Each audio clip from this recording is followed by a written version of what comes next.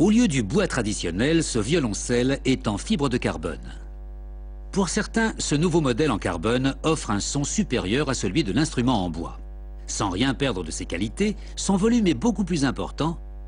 Et comme chacun le sait, tout musicien veut d'abord se faire entendre.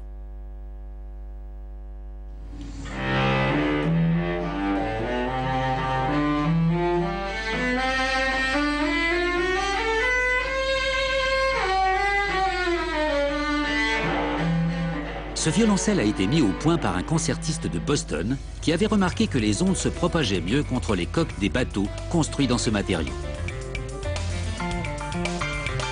La table de l'instrument est découpée dans une toile tissée avec des fils de carbone qui, s'ils sont plus solides que l'acier, se découpent facilement avec une cisaille électrique.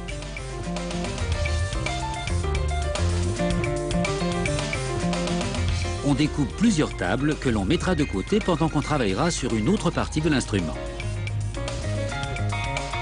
On enduit l'intérieur d'un moule en fibre de verre correspondant au fond, aux éclisses et aux manches avec une résine spéciale. Ce moule a été pré-traité pour empêcher la résine d'adhérer.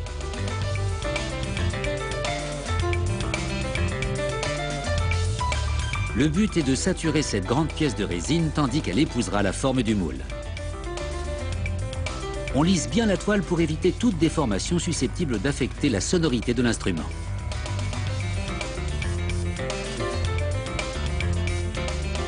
On étale à nouveau de la résine sur l'autre face.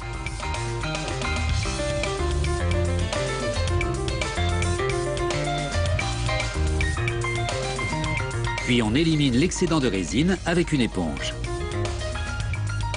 Pour obtenir une caisse de résonance plus solide, on ajoute d'autres couches de toile et de résine.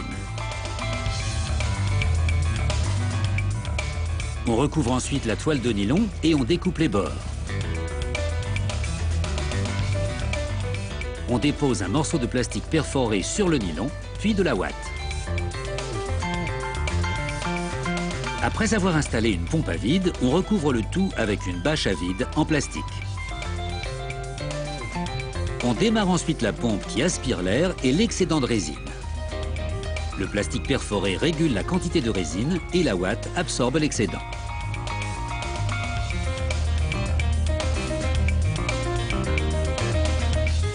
Alors qu'il est encore sous vide, on place l'ensemble dans un four afin de cuire les différentes couches de fibres de carbone. Une fois qu'on s'est débarrassé de la ouate et du plastique, voici ce qu'on obtient.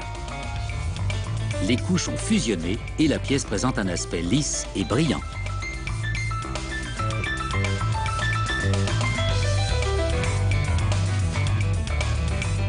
Pour former la table du violoncelle, on dépose plusieurs couches de toile que l'on passera également au four.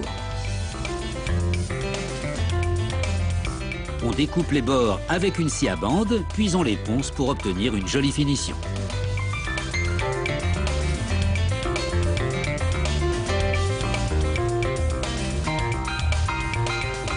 Maintenant, on fixe la table sur un support muni des gabarits. Avec cette scie, on découpe la fibre en suivant le tracé des gabarits. C'est par ces ouïes que le son de l'instrument nous parviendra.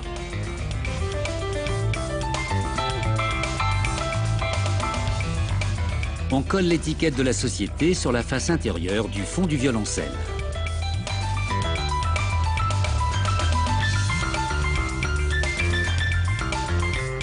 Ensuite, on étale de la colle sur le bord de la table d'harmonie.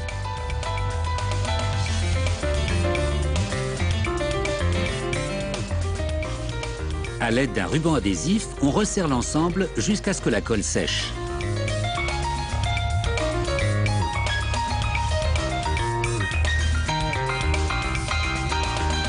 À présent, on va coller la touche en carbone au manche du violoncelle.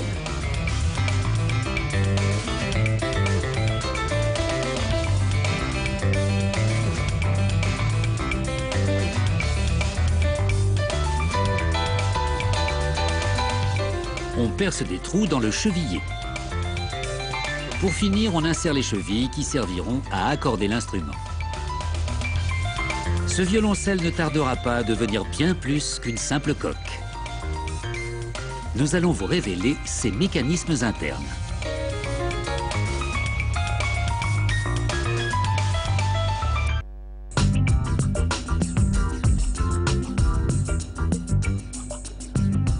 violoncelles ont besoin de quelques retouches. On les polit avec du papier de verre, puis on vaporise une couche de vernis polyuréthane pour protéger leur surface.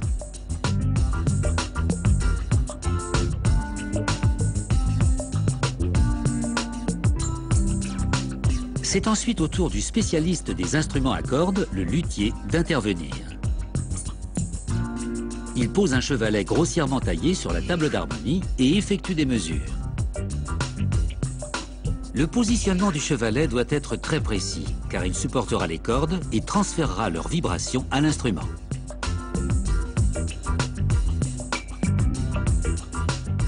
À l'aide d'un crayon gras, le luthier marque l'emplacement du chevalet entre les ouïes avant de le mettre de côté.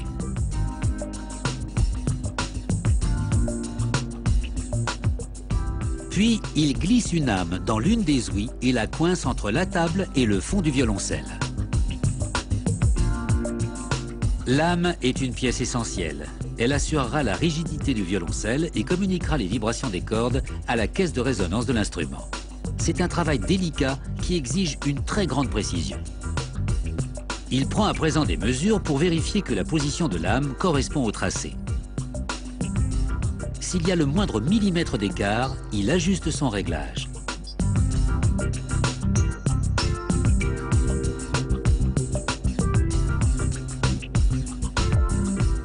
Après cela, il vérifie à nouveau la position du chevalet. Avec un crayon gras rouge, il colorie le futur emplacement des pieds du chevalet.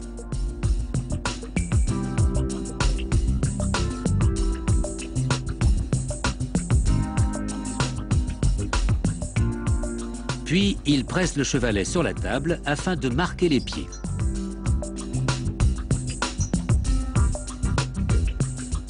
Ces marques rouges lui indiquent à quel endroit il devra apporter les corrections pour que toute la surface des pieds repose sur la table d'harmonie. Le chevalet ne sera pas collé. Il ne sera maintenu en place que par la tension des cordes.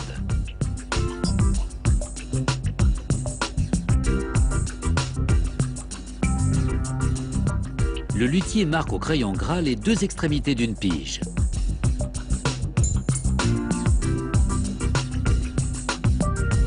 Il appuie la pige contre le chevalet en tenant compte de l'angle des cordes, puis il trace des repères. À l'aide d'un gabarit, il trace un trait qui relie les deux repères. À présent, il taille le chevalet. Il le rabote pour l'amincir. À l'aide d'une lime, il réalise des encoches pour les cordes.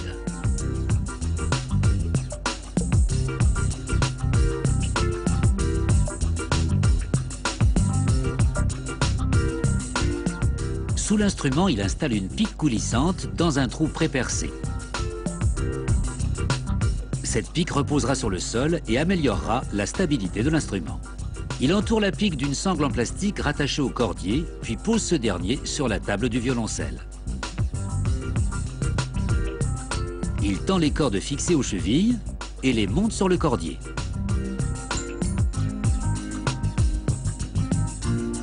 Comme la plupart des instruments à cordes classiques, le violoncelle n'en compte que 4.